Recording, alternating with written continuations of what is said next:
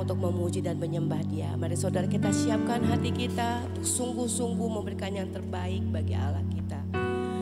Kami bersyukur Tuhan untuk pagi hari ini. Terima kasih Tuhan untuk setiap kesehatan, kekuatan, kemampuan yang Kau taruh dalam setiap diri kami. Kami mengucap syukur Tuhan untuk kebaikan-Mu. Engkau Allah yang sudah begitu baik. Engkau Allah yang sudah memberikan kami kekuatan. Terima kasih Tuhan, kami rindu ketemu dengan Engkau. Mari Tuhan, dimanapun saat ini kami berada, kami undang Engkau Tuhan. Kami percaya hanya kehadiran-Mu yang bisa mengubah hidup kami. Hanya kehadiran-Mu Tuhan yang memampukan kami, berikan kami kekuatan yang baru menghadapi apapun. Kami persembahkan pagi hari ini setelah 1 jam ke depan ke dalam tangan-Mu. Terima kasih Bapa, dalam nama Tuhan Yesus.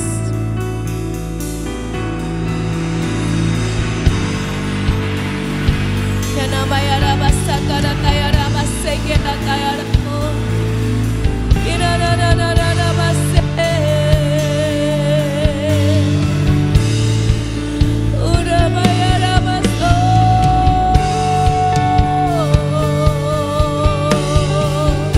Ina na na na Rabba se.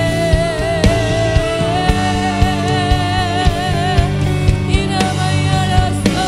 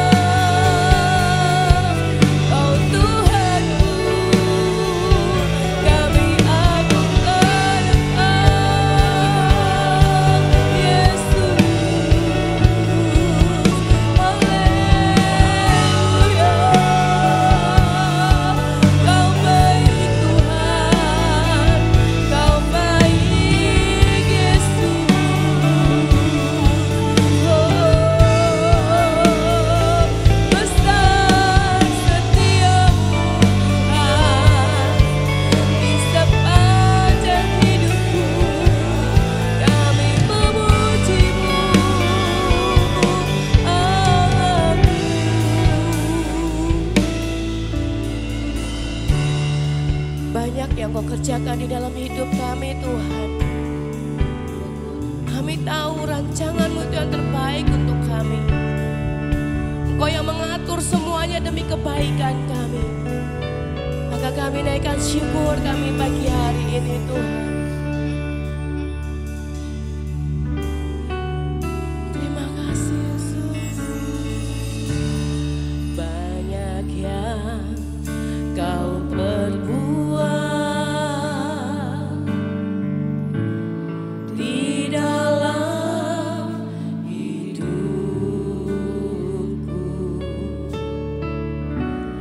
rancangan indah-Mu terjadi di hidupku. Bapa yang mengerti segala yang ku perlu. Rancangan sempurna terjadi nyata dalam hidupku. Ku bersyukur Bapa, ku bersyukur Tuhan buat kasih setia-Mu di dalam hidupku. Ku bersyukur,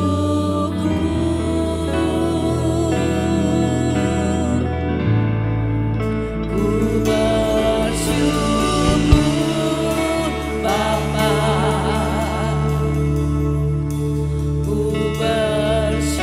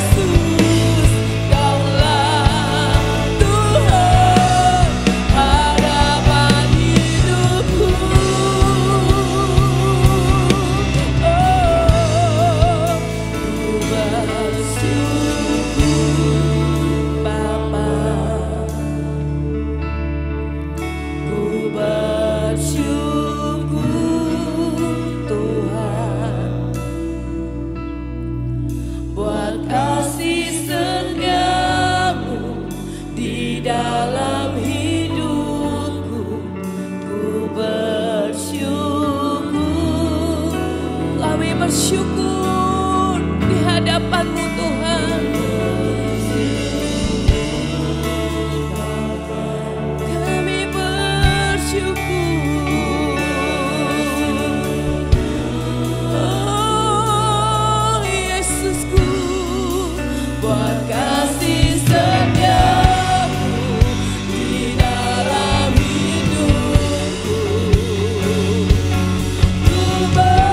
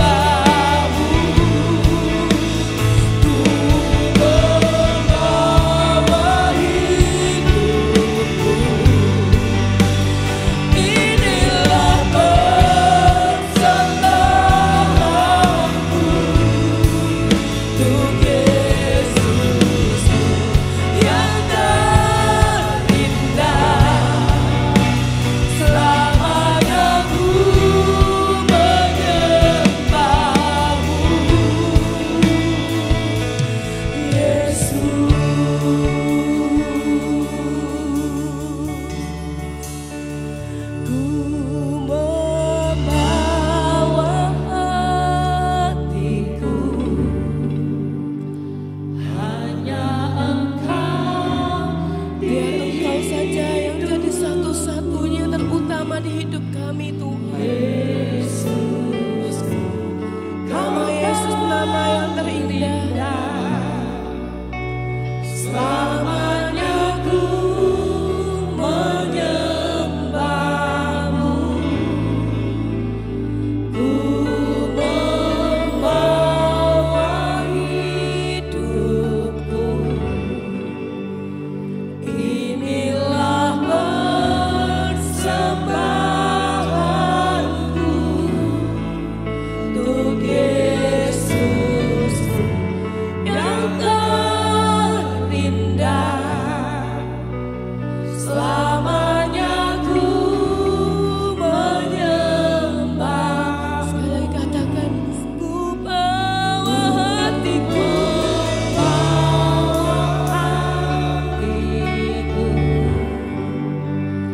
hanya Engkau di hidupku, Yesusku, Kau terindah. Selamanya ku menyembahmu, ku membawa hidupku.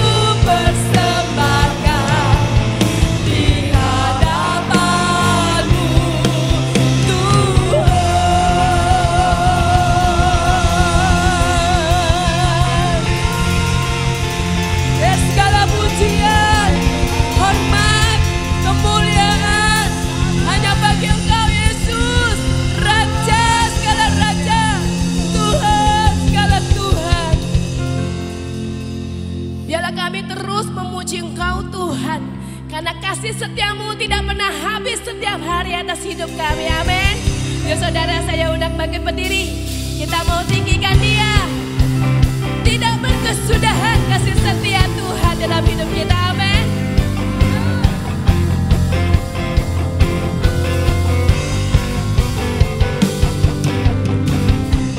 Dari hari ke hari tiada terbatalkan berkat-Mu turun atas hidupku.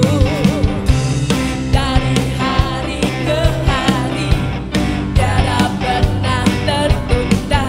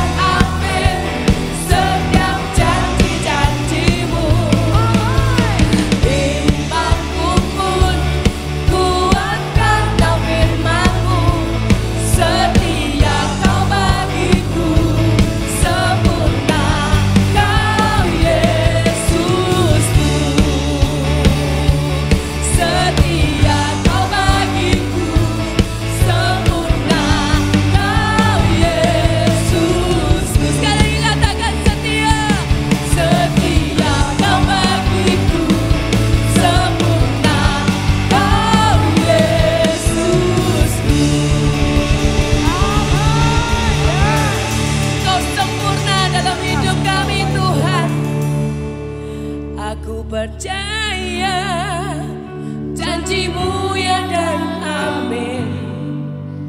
Kasih-Mu setia di dalam hidupku. Aku percaya anugerah-Mu besar, lebih dari semua yang dapat ku. Sekali lagi katakan, aku percaya. Aku percaya janji-Mu ya dan amin.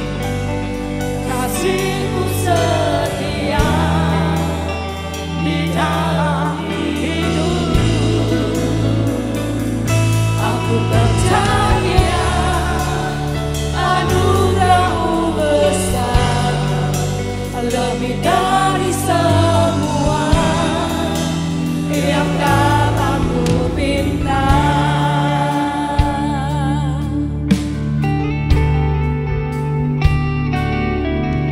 Saat ku lemah, Kau angkat hidupku. Saat ku jatuh, Kau topang tanganku. Kau menolongku yang setia, ku percaya padamu. Juru selamatku, tempat pengharapanku. Katakan, saat ku lemah, saat ku lemah, Kau yang angkat hidup kami Tuhan. Saat ku jatuh, Kau topang tanganku. Kaulah penolongku, yang setia, ku percaya padamu. Juru selamatku, tempat pengharapanku. Aku percaya janji-Mu ya dan amin. Kasih-Mu setia di dalam hidupku. Aku percaya anugerah-Mu besar, lebih dari semua yang dapat ku minta. Aku percaya, kami percaya Tuhan, setiap janji-Mu ya dan amin di dalam hidupku. Aku percaya anugerah-Mu besar, lebih dari semua yang dapat ku minta. Kau menolongku, Kau menolongku yang setia, ku percaya padamu. Juru selamatku, tempat pengharapanku. Kau menolongku yang setia, ku percaya padamu. Juru selamatku, tempat pengharapanku. Aku percaya janji-Mu ya dan amin. Kasih-Mu setia di dalam hidupku. Aku percaya anugerah-Mu besar, lebih dari semua yang dapat ku minta. Aku percaya janji-Mu ya dan amin. Yes, Lord. Kasih-Mu setia di dalam hidupku. Ini penyataan iman kami Tuhan. Aku percaya anugerah-Mu besar, lebih dari apa yang kami pikirkan, lebih dari apa yang kami pinta. Aku percaya janji-Mu ya dan amin. Kasih-Mu setia di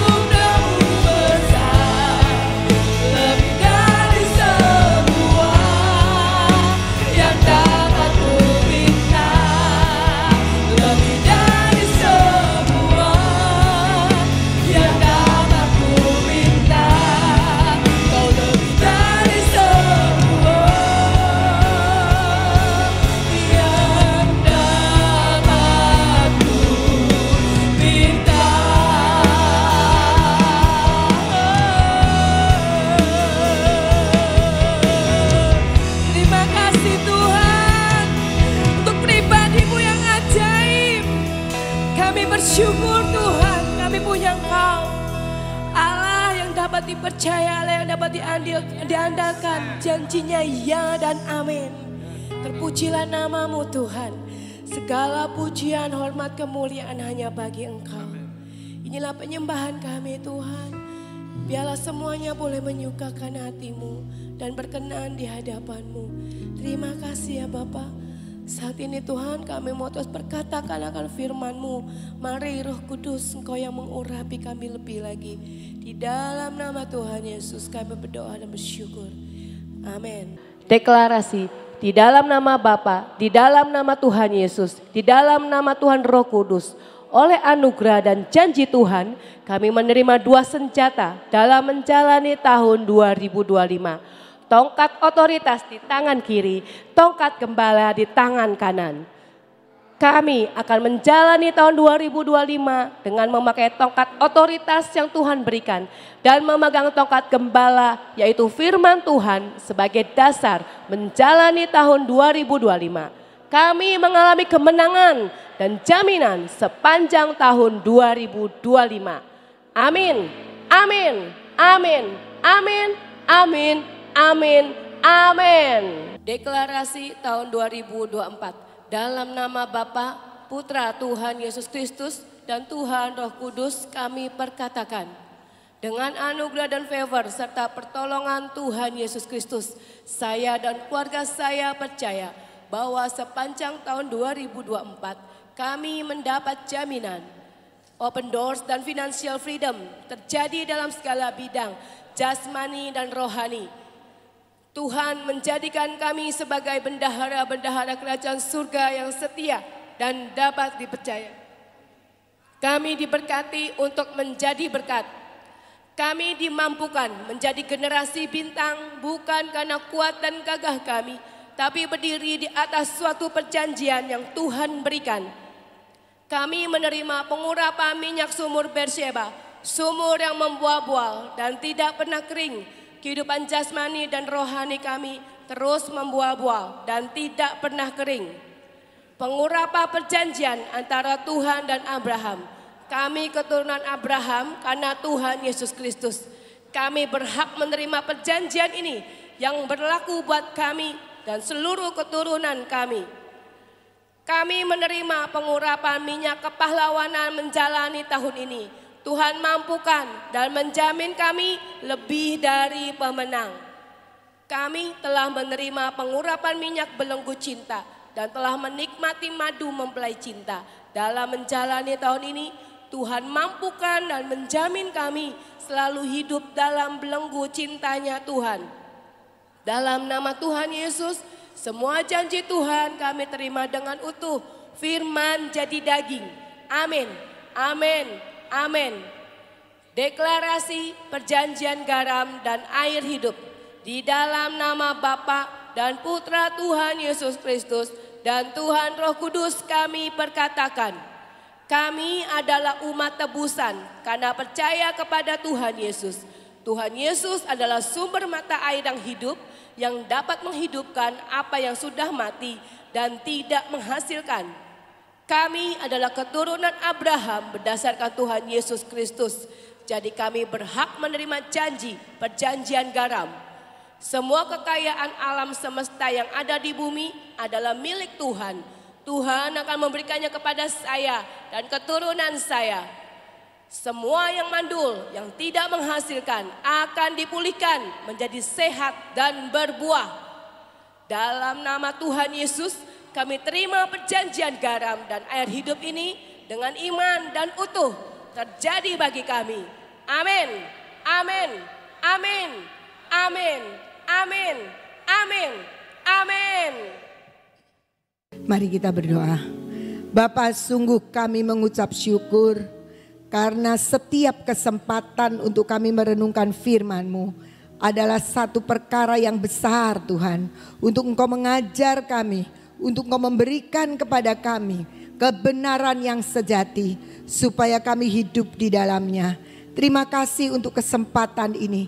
Kesempatan yang Engkau berikan juga buat hamba-Mu ini. Boleh berdiri di hadapan jemaat-Mu. Karena kami tahu semua karena tangan dan kasih karunia-Mu Tuhan. Yang boleh memberikan waktu dan kesempatan ini. Terima kasih Bapa. Mari Engkau Roh Kudus, Engkau sendiri yang memimpin akan pemberitaan firman ini dari awal sampai akhir.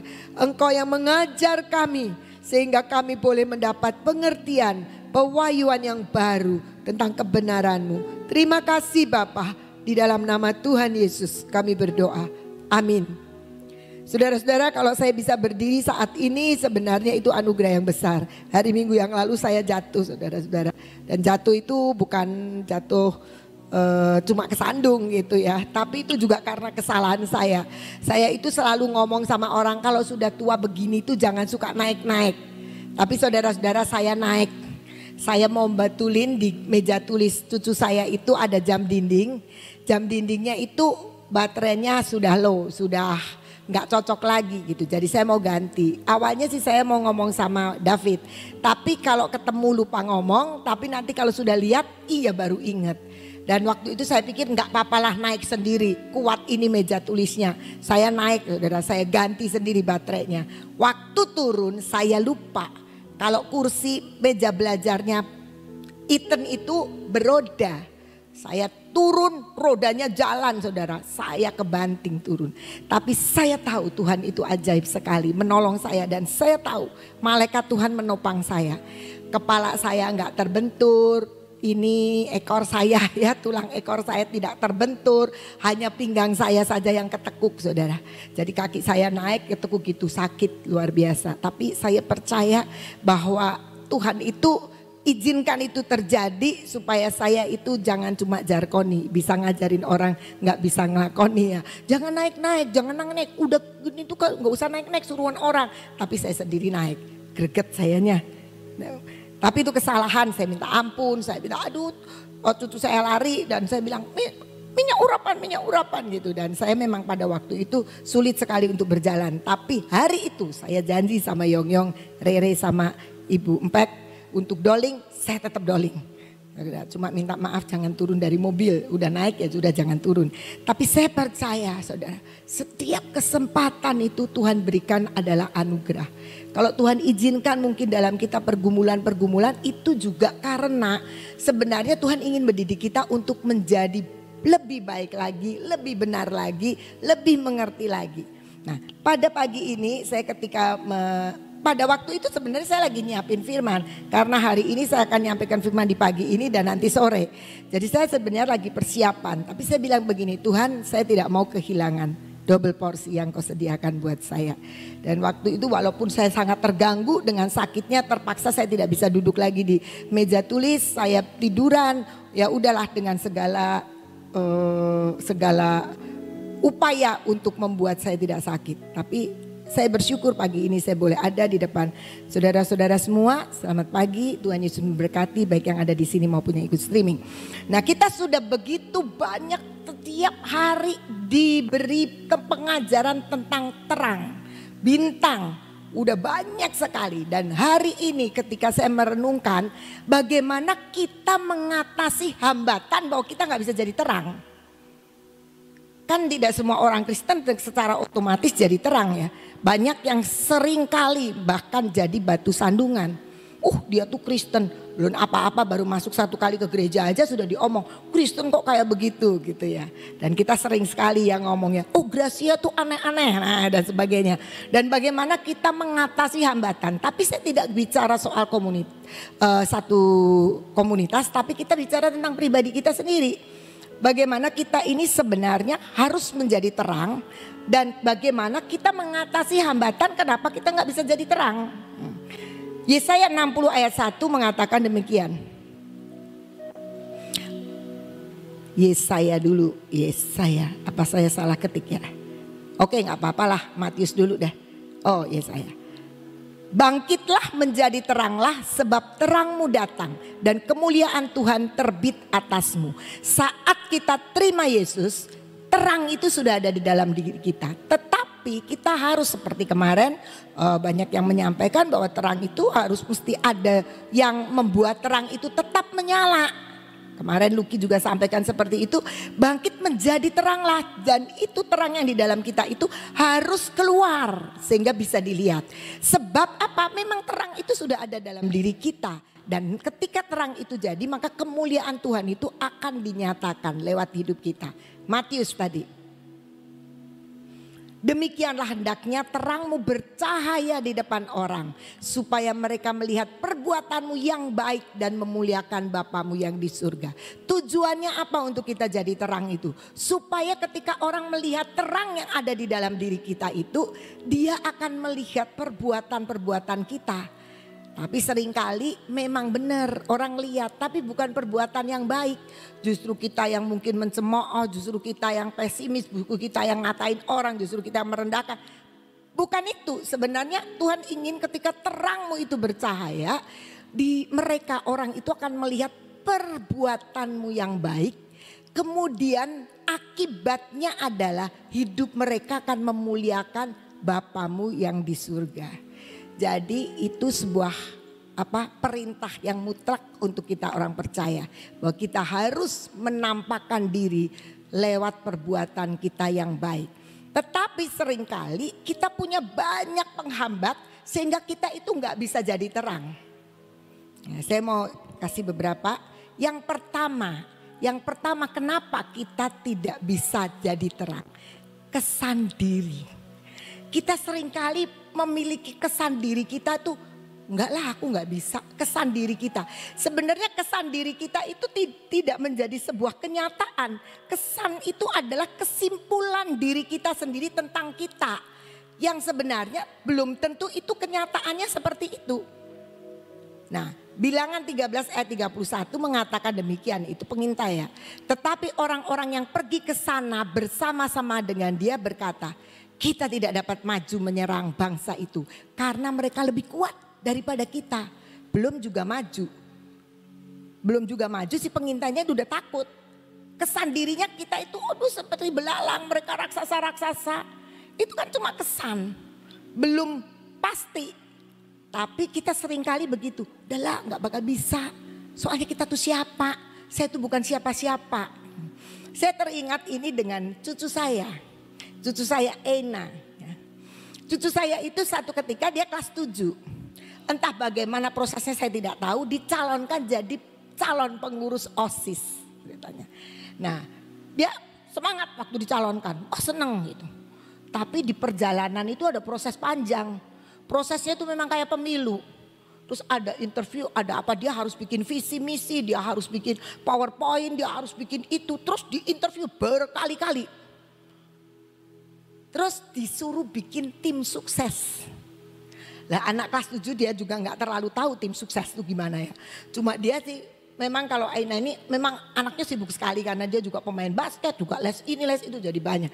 Jadi dia itu cuma begini, kamu nanti mau milih saya gak? Enggak, kata temennya. Kamu mau milih saya gak? Enggak.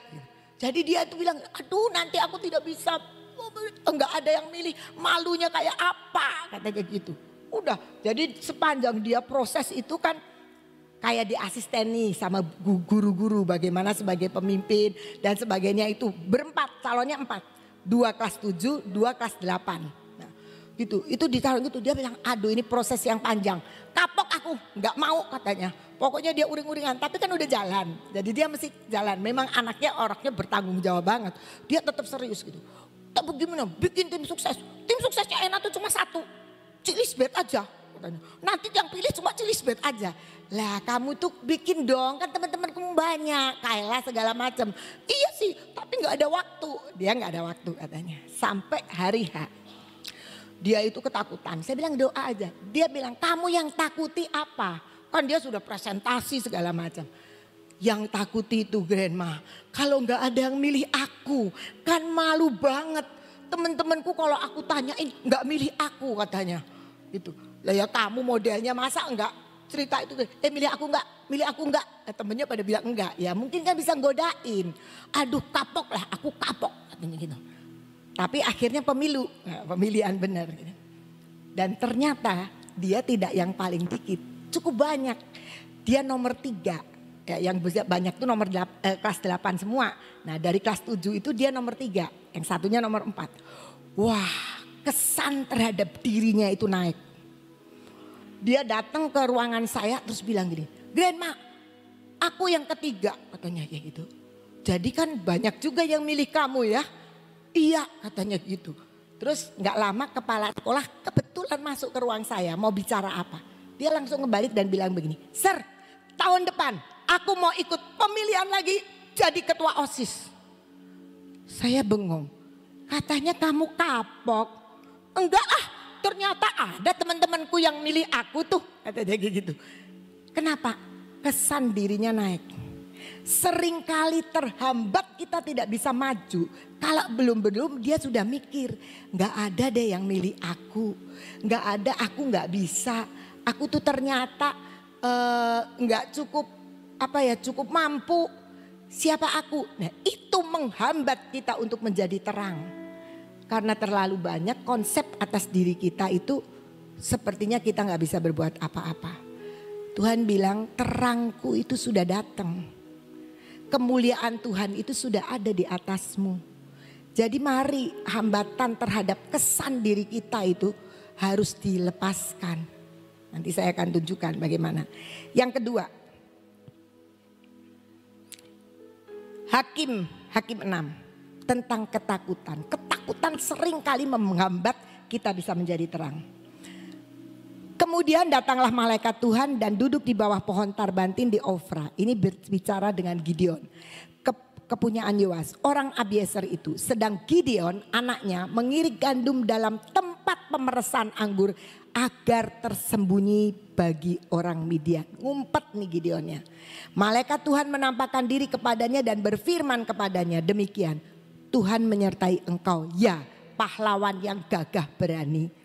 Ngumpet kok dibilang gagah berani ya. Pasti itu nyalinya kecil karena ngumpet. Lanjut. Jawab Gideon kepadanya, Tuanku, jika Tuhan menyertai kami, mengapa semuanya ini menimpa kami? Di manakah segala perbuatan-perbuatannya yang ajaib yang diceritakan oleh nenek moyang kami kepada kami ketika mereka berkata, bukankah Tuhan telah menuntun kita keluar dari Mesir, tetapi sekarang Tuhan membuang kami dan menyerahkan kami ke dalam cengkeraman orang Midian. Gideon itu penakut, dia takut sekali sehingga ketika dia mengirik anggur dan gandum itu dia ngumpet. Ketakutan membuat dia tidak bisa jadi terang. Tapi Tuhan datang, hai pahlawan yang gagah berani. Nah, saudara-saudara, orang ngumpet itu gak ada yang berani. Pasti ngumpet itu karena ada ketakutan, ada kekhawatiran, ada rasa ketidakmampuan, makanya takut. Tetapi Tuhan gak bilang begitu. Tuhan bilang sama Gideon, kamu ini gagah berani.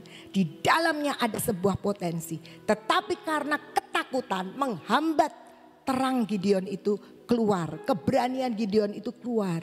Kemampuan Gideon itu tidak bisa keluar. Dihambat semua dengan ketakutan. Saya cerita Ena lagi. Karena ini cucu saya yang banyak sekali itunya. Dia tuh pemain basket. Dan dia pemain basket yang cukup handal sebenarnya. Satu ketika ada pertandingan di Indramayu, keluar kota, pertandingan. Di pertandingan pertama dia itu luar biasa sekali. Dari 21 poin yang dimenangkan lawannya 0, dia itu masukkan bola 17 poin. Hebat kan? Hebat sekali. Wah, dia senang sekali. Sampai bakal musuhnya berikutnya datang ke coachnya dan nanya, itu anak siapa sih, katanya gitu. Oh iya, itu anaknya Miss Ina, karena yang nanya itu sekolah yang dulu saya melayani. Mereka langsung gentar rupanya lihat Ina dari jauh, kalau dia nge-shoot masukin bola masuk terus. Sampai poinnya begitu banyak. Pertandingan berikutnya akan lawan dengan salah satu yang coachnya tadinya nanyain, itu siapa. Jadi dia mulai pasang strategi rupanya. Strateginya adalah dimasukkanlah seorang pemain yang tingginya 180 cewek loh, SMP. 180. Tinggi besar. Padahal di pertandingan sebelum anak itu gak dimainkan. Dimasukkan. Dan ternyata waktu di lapangan khusus menjaga Eina. Supaya dia tidak bisa lemparin bola dari jauh. Karena spesialisnya Eina tuh ngelempar bola dari jauh. Akan ditangkis bola itu supaya gak masuk. Kan tinggi gede. Baru main 2 menit nangis Ena dan keluar dari lapangan. Minta keluar dari lapangan sampai coachnya marah-marah. Kenapa? Takut. Takut sekali dengan Karena beberapa kali dia lempar bola selalu ditangkis sama si besar ini. Yang besar ini terus ngadang-ngadangin si Ena. Kemana Ena lari dan dia udah takut. Sehingga cuma 2 menit main. Di pinggir lapangan dimarahin sama coachnya. Harus kalah nggak apa-apa. Kamu ditangkis nggak apa-apa. Tapi kamu bisa belajar. Tidak mau. Sampai 5 menit terakhir baru dia mau masuk. Kenapa? Ketakutan. Takut kalah. Takut diincar terus karena dia diincar terus gitu. Ketakutan menghambat kita untuk kita bisa mengembangkan diri, menjadi terang, untuk kita bisa berprestasi. Karena takut. Saya bilang, enak kalah menang itu biasa di pertandingan. Iya, tapi tahu gak Grandma nggak lihat si anaknya gede sekali, hitam lagi. Ya udahlah, namanya bertanding anak basket juga semua hitam kalau sudah kena panas semua itu. Tapi yang sebenarnya membuat masalah menghambat dia bisa lakukan yang terbaik seperti di pertandingan yang pertama adalah ketakutan. Kita juga seringkali belum sudah takut. Gideon tidak pernah kelihatan terang hidupnya ketika dia masih bersembunyi saja. Akhirnya kita bisa lihat kalau cerita ada di Hakim-Hakim bahwa Gideon akhirnya memang pahlawan yang gagah berani. Tapi ketakutan itu seringkali membuat kita terhambat untuk kita bisa menjadi terang. Yang ketiga, Yohanes 5 ayat 5 sampai 7. Di situ ada seorang yang sudah 38 tahun lamanya sakit. Ketika Yesus melihat orang itu berbaring di situ dan karena ia tahu bahwa ia telah lama dalam keadaan itu, berkatalah ia kepadanya, "Maukah engkau sembuh?" Jawab orang sakit itu kepadanya, "Tuhan, tidak ada orang yang menurunkan aku ke dalam kolam itu apabila airnya mulai goncang. Dan sementara aku menuju ke kolam itu, orang lain sudah turun mendahului aku." Sebenarnya kehadiran Yesus ke bapak yang lumpuh ini di kolam Bethesda, itu kan untuk mau menyembuhkan. Mau nggak kamu sembuh? Tapi dia jawabnya sudah hopeless. Dia pikir percuma Tuhan, aku udah lama duduk di sini. Tiap kali aku itu kolam digoncangkan malaikat, nggak ada orang yang mau ngangkat aku, melemparkan aku ke kolam itu supaya aku menjadi orang yang pertama dan aku sembuh. Nggak ada. Pesimis. Hidup kita juga seringkali terhambat untuk menjadi terang karena kita pesimis. Kita seringkali menilai diri kita terlalu kecil. Kita menilai negatif terhadap diri kita. Pesimis, gak ada harapan lagi lah. Siapa yang mau nolong aku? Mungkin kita punya pergumulan ekonomi. Siapa coba yang nolong aku? Kalau orang itu ya ditolong karena dia masih punya saudara. Kalau orang itu juga ditolong karena dia punya ini, punya itu. Masih bisa. Tapi aku, siapa yang nolong aku? Pesimis. Itu membuat kita tidak pernah maju dan kita tidak pernah menjadi terang. Saya tuh punya apa sih? Yang lain kan pinter-pinter, yang lain kan punya ini, yang lain kan punya pendidikan. Aku, siapa aku? Sekolahku mungkin cuma nggak lulus sampai SMA dan aku nggak bisa jadi apa-apa. Kita pesimis terhadap hidup kita. Penghambat untuk kita menjadi terang adalah kesan diri kita dan ketakutan serta pesimistis. Nggak ada harapan. Tahu nggak? Dia itu gede banget. Dia itu luar biasa. Takut, pesimis. Kamu sakit, yuk didoain sama Ibu Nani. Enggak mau, enggak berani saya. Serem saya kalau mau ketemu sama Ibu Nani. Kenapa? Nanti dimarahin. Masa Ibu Nani gak ada alasan mama marahin? Orang kadang-kadang pesimis dulu. Aduh, takutlah saya mau ketemu ini nanti saya dimarahin. Sering begitu. Banyak orang tua murid juga begitu. Gak beranilah mau ke yayasan. Nanti kalau di yayasan saya diginiin. Nah, seringkali begitu. Masa ya kita nggak punya alasan kita mau lakukan ini itu. Kalaupun memang kita punya hal-hal yang bisa kita masukkan, ya bicarakan aja. Nah, pesimistis itulah yang membuat hambatan buat kita bisa menjadi terang. Nah, sekarang bagaimana kita melawan hambatan itu? Kita belajar kenapa kita perlu membaca firman, kenapa kita perlu tahu kebenaran. Karena percaya yang dikatakan firman tentang kita itu membuat kita mengatasi semua hambatan. Kejadian 11 ayat 6. Dan ia berfirman, ini setelah menara Babel. Dan ia berfirman, mereka ini satu bangsa dengan satu bahasa untuk semuanya. Ini barulah permulaan usaha mereka mendirikan menara Babel. Mulai dari sekarang apapun juga yang mereka rencanakan, tidak ada yang tidak akan dapat terlaksana. Itu kehidupan manusia yang sudah dinyatakan dalam firman di Kejadian 11 ayat 6. Jadi kita itu sebenarnya bisa lakukan apa aja. Saudara-saudara tahu yang namanya AI sekarang itu, artificial intelligence, itu luar biasa sekali. Bisa bikin manusia, cuma dia gak bisa kasih roh aja. Dia bisa manusia untuk membantu kita ngomong, kalau ditanya bisa jawab. Aneh ya? Aneh. Tapi itu otak manusia yang bisa lakukan itu. Dan itu karena firman Tuhan memang sudah ngomong. Yang akan dilakukan tuh bisa. Cuma dia gak bisa bikin manusia, boneka itu, robot itu punya roh. Kita bisa lihat banyak hal. Kita lihat juga ada di dalam Yohanes. Di dalam Yohanes 14 ayat 12. Aku berkata kepadamu, ini Tuhan Yesus yang ngomong. Sesungguhnya barang siapa percaya kepadaku, ia akan melakukan juga pekerjaan-pekerjaan yang aku lakukan. Bahkan pekerjaan-pekerjaan yang lebih besar daripada itu. Sebab aku pergi kepada Bapa. Mungkin kita tanya, masa kita mau melakukan yang lebih dari Tuhan Yesus? Loh, Tuhan Yesus kan maha kuasa, betul. Tetapi apa yang dia pernah saksikan di dunia, itu sebenarnya bukan maksimalnya kuasa Tuhan. Ada lagi yang jauh lebih besar, tidak terbatas. Dan Tuhan bilang, kamu nanti bisa lakukan itu. Lebih dari yang kamu dengar, lebih dari yang kamu lihat. Tuhan itu bisa lakukan. Dan firman itu harus menjadi sebuah kebenaran di dalam diri kita. Sehingga karena firman itu kita percaya, pasti kita bisa jadi terang. Cuman kita harus lepaskan tadi hambatan-hambatan, ketakutan, pesimis, kesan diri dan sebagainya. Jadi kita harus percaya sebenarnya kita itu punya potensi yang luar biasa di dalam diri kita untuk bisa menjadi terang. Kalau sekarang mungkin kita nggak bisa, firmannya terang dunia ya. Mungkin kita sekarang komunitasnya belum sampai ke dunia. Nggak apa-apa, jadi terang aja dulu di seputar kita. Apa yang kita bisa lakukan.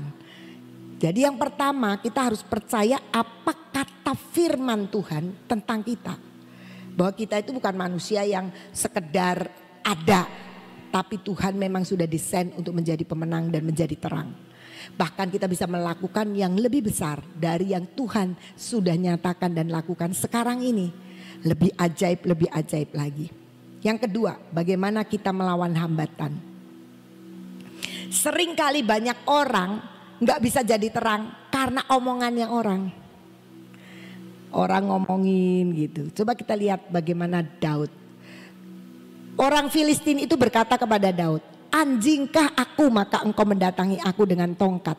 Lalu demi para allahnya orang Filistin itu mengutuki Daud. Pula orang Filistin itu berkata kepada Daud, hadapilah aku maka aku akan memberikan dagingmu kepada burung-burung di udara dan kepada binatang-binatang di padang.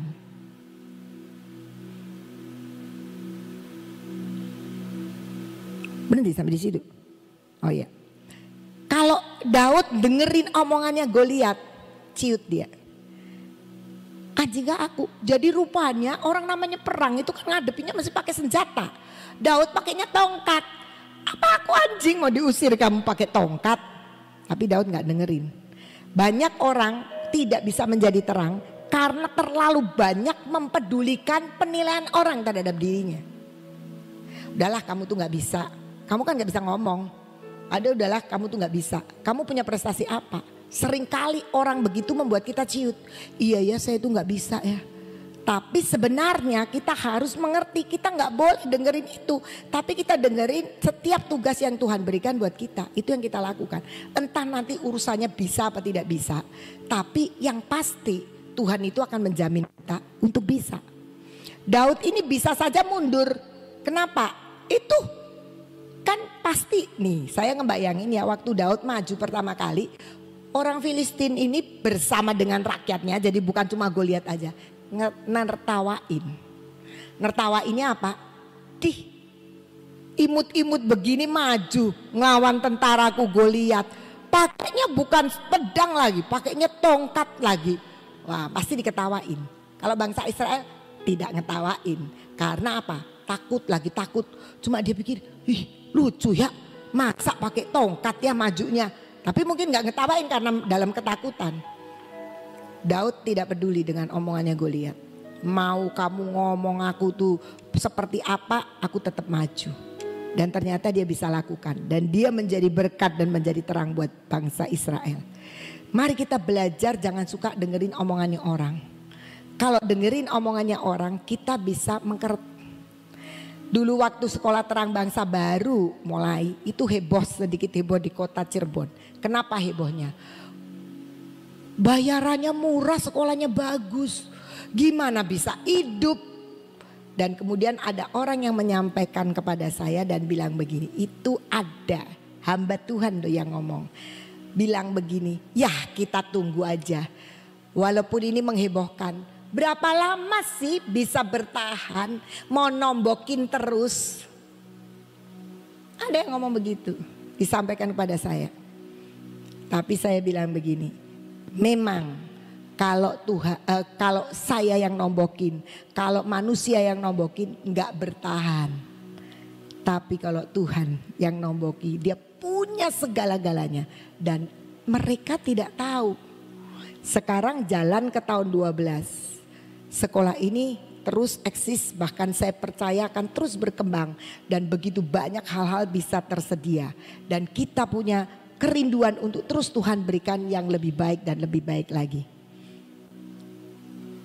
Kita harus belajar untuk tidak peduli dengan penilaian orang.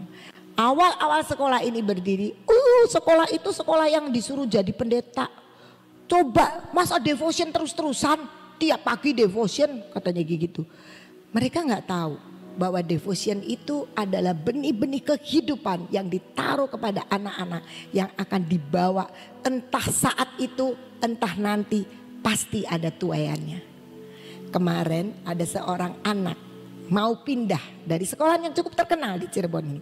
Mau pindah. Yang saya kaget, dia alasannya apa kamu mau pindah? Karena bukan di awal tahun ajaran ini SMA. Mau pindah, nanti di kelas 11 mau pindah. Gini ya, dia ketemunya sama Sir Steve, bukan sama saya. Ditanya, kamu kenapa mau pindah? Iya sir, aku seneng kok sekolah ini karena aku mau jadi pendeta. Saya langsung bilang, jadi bener ya yang diomongin sekolah di Terang Bangsa itu jadi pendeta. Saya jadi kaget karena dari dulu yang jadi pendeta itu nggak banyak sih. Walaupun devotionnya tiap hari nggak banyak yang jadi pendeta, banyak jadi sarjana-sarjana. Jadi waktu saya ditanyain gitu, bener mau jadi pendeta? Kayaknya sih, kata saya itu, kayaknya sih cuma dia alasan aja supaya diterima Terang Bangsa, seneng kalau ada orang mau jadi pendeta. Telepon ke kepala sekolah yang lama, maksudnya kepala sekolah asal. Akhirnya kepala sekolah kami telepon ke kepala sekolah asal. Dan ternyata memang tidak punya masalah. Karena anak itu pun juga sebenarnya selalu perwakilan dalam lomba-lomba. Anak yang cukup pandai. Tapi katanya karena cita-cita mau jadi pendeta, jadi dia pindah ke Terang Bangsa. Saya bersyukur kalau itu terjadi supaya lebih banyak hamba-hamba Tuhan boleh menjadi benih-benih unggul buat kerajaan Allah. Yang ketiga, bagaimana kita melawan hambatan kita adalah Bilangan 14 ayat 7 ketika pengintai-pengintai ini datang dan berkata kepada segenap umat Israel, negeri yang kami lalui untuk diintai itu adalah luar biasa baiknya. Ini dua pengintai, Kaleb dan Yosua, dia bilang luar biasa loh baiknya. Sementara 10 pengintai yang lihat yang sama, dia bilang, oh di sana nakutin, memang sih hasilnya bagus, tapi ngeri loh. Di sana kita kayak belalang, dia raksasa-raksasa. Tapi ada 2 orang yang mengatakan, jika Tuhan berkenan kepada kita, maka dia akan membawa kita masuk ke negeri itu dan akan memberikannya kepada kita suatu negeri yang berlimpah-limpah susu dan madunya. Hanya janganlah memberontak kepada Tuhan dan janganlah takut kepada bangsa negeri itu, sebab mereka akan kita telan habis. Yang melindungi mereka sudah meninggalkan mereka, sedang Tuhan menyertai kita. Janganlah takut kepada mereka. Positive thinking itu perlu, kita harus berpikir positif ketika kita itu dengar firman. Jadi terang, waduh banyak sekali bicara terang-terang. Apakah kita benar-benar bisa mencerna itu? Kita mikir, biarin yang lain aja lah. Kalau saya susah, saya itu ya kalau pelita kip aja lah, yang kecil-kecil aja gitu. Kita sering kali jadi terang dunia, masa saya bisa jadi terangnya dunia? Paling saya juga lilin seputar keluarga. Seringkali kita tidak pernah berpikir sesuatu yang besar. Tapi mari kita belajar berpikir positif. Negeri yang kami lalui untuk diintai itu adalah luar biasa baiknya. Kita sekarang sedang dibawa untuk menjadi terang, menjadi generasi terang. Itu kita akan dibawa ke satu tempat yang luar biasa. Harus berpikir seperti itu. Jangan kenapa ya Ibu Nani dapat kita jadi Star Generation itu mau jadiin apa sih? Bintang-bintang bisa apa saya? Kita harus percaya bahwa kita akan jadi bintang-bintang yang luar biasa. Dan terakhir kita tahu Ester 4 ayat 15 sampai 16. Maka Ester menyampaikan jawab ini kepada Mordekai. Pergilah kumpulkanlah semua orang Yahudi yang terdapat di Susan dan berpuasalah untuk aku. Janganlah makan dan janganlah minum 3 hari lamanya. Baik waktu malam baik waktu siang aku serta dayang-dayangku pun akan berpuasa demikian. Dan kemudian aku akan masuk menghadap raja. Sungguh pun berlawanan dengan undang-undang. Kalau terpaksa aku mati, biarlah aku mati. Ester siap untuk keluar dari zona nyaman. Kalau nanti raja ternyata tidak mengulurkan tongkat emas, resiko dia adalah mati. Tapi dia tahu zona dia saat ini nyaman sebagai ratu bisa berubah ketika dia lakukan seperti apa yang diusulkan Mordekai. Tapi dia bilang kalaupun aku harus mati biarlah aku mati. Banyak orang tidak suka diusik kenyamanannya. Sudahlah begini aja, tenang-tenang aja. Kapan kita pernah jadi bintang? Tidak pernah jadi bintang. Semua bintang itu, bintang apapun, bintang lapangan, bintang sekolah, bintang apa, selalu sebuah prestasi karena sebuah perjuangan. Bukan di zona nyaman. Dia harus keluar daripada segala zona itu. Mari kita belajar melawan hambatan kita. Kalau kesan diri kita, ketakutan kita, pesimis kita itu sudah dibuang, mari kita belajar untuk lebih percaya kepada firman. Apa yang firman katakan terhadap diri kita. Nggak usah peduli orang ngomong apa tentang kita, tapi firman, bukan karepnya kita loh. Firman yang menentukan di dalam diri kita. Kita tidak peduli dengan penilaian orang, tapi kita belajar untuk selalu berpikir positif dan kita berani untuk keluar dari zona nyaman. Itu yang saya sampaikan di sini, renungan kita. Biarlah kita benar-benar semakin mengerti bahwa ketika Tuhan menginginkan kita menjadi Star Generation, sebenarnya ada hambatan-hambatan yang kalau dilihat dari apa yang saya katakan itu keluar dari diri kita sendiri. Seringkali hambatan itu keluar dari diri kita sendiri karena kita itu orang bilang enteng kuping, dengerin orang ngomong jadi gak enak. Udahlah gak usah karena orang ngatain saya gak enak. Semua kesan diri pun dari diri kita sendiri. Tapi hari ini mari kita boleh memiliki sebuah cermin, yaitu dari firman Tuhan tentang diri kita. Sehingga dia boleh memanggil kita untuk menjadi terang buat dunia. Tuhan Yesus memberkati. Saudara, hambatan itu adalah seperti tembok ya. Jadi kita udah diterangkan lagi tentang hambatan-hambatan. Jadi saya membayangkan, saya itu kemarin dapat dapat kiriman dari siapa saya juga nggak tahu karena nggak ada namanya. Di situ dia ngasih satu kayak video klip gitu loh.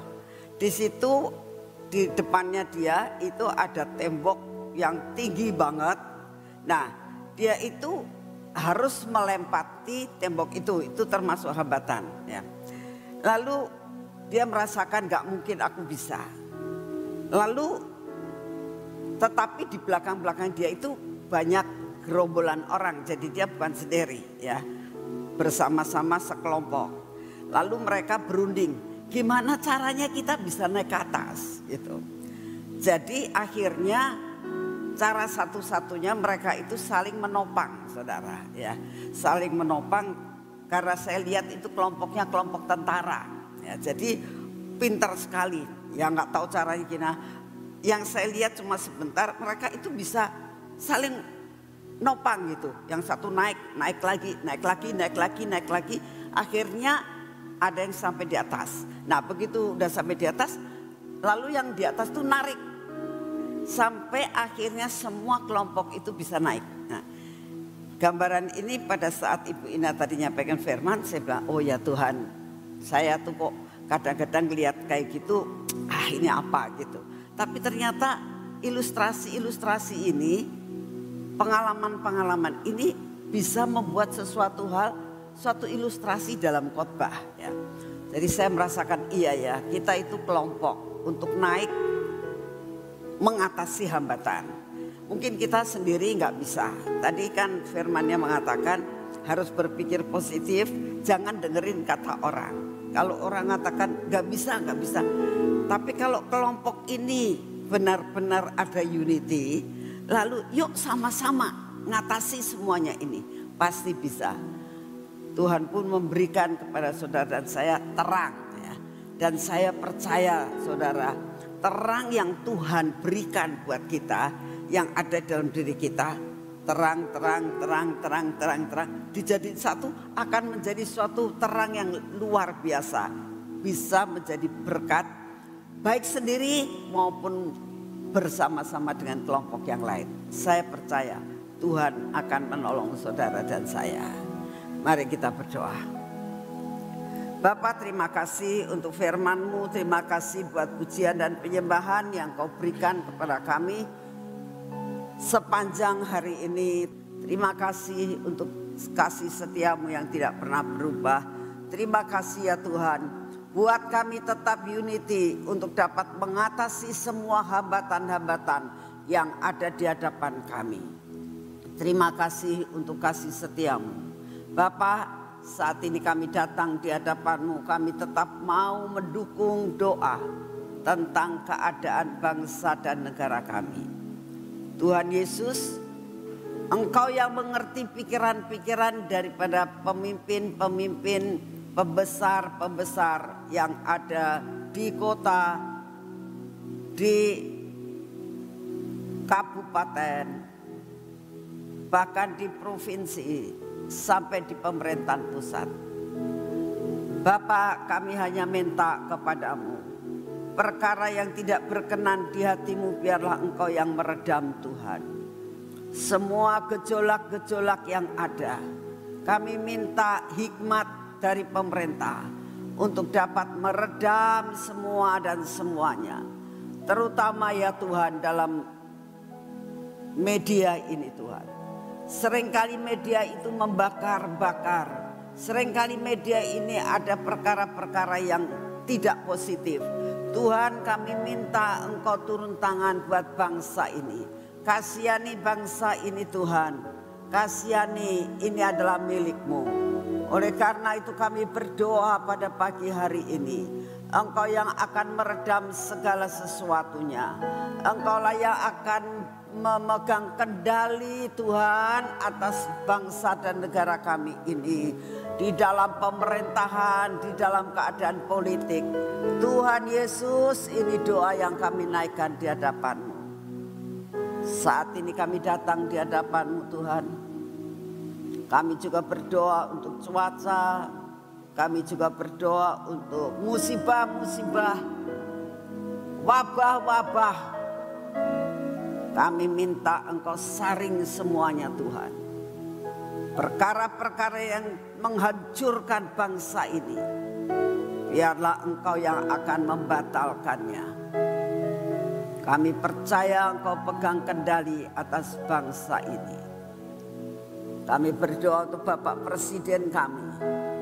Engkau tetap bungkus dalam kuasa darah-Mu untuk dapat menyelesaikan tugasnya sampai garis akhir. Kami terus minta anugerah-Mu Tuhan. Dia tetap berdiri dan tidak menjadi goncang. Terima kasih untuk semuanya. Bapak, saat ini juga kami berdoa. Engkau sendiri akan memberikan daya tahan tubuh yang baik buat kami. Yang prima Tuhan. Yang dari surga. Kami terima di dalam nama Tuhan Yesus. Biarlah benar-benar Tuhan, kami dapat menerima sesuatu daya tahan tubuh yang baru. Dalam nama Tuhan Yesus, memasuki hidup kami Sehingga merupakan perisai dalam hidup kami Tuhan. Apapun tidak akan bisa menimpa kami. Bahkan seluruh rumah kami ada dalam perlindungan daripada-Mu. Terima kasih untuk kasih setiamu Bapa. Terima kasih Tuhan. Mari kita masuk dalam pengurapan.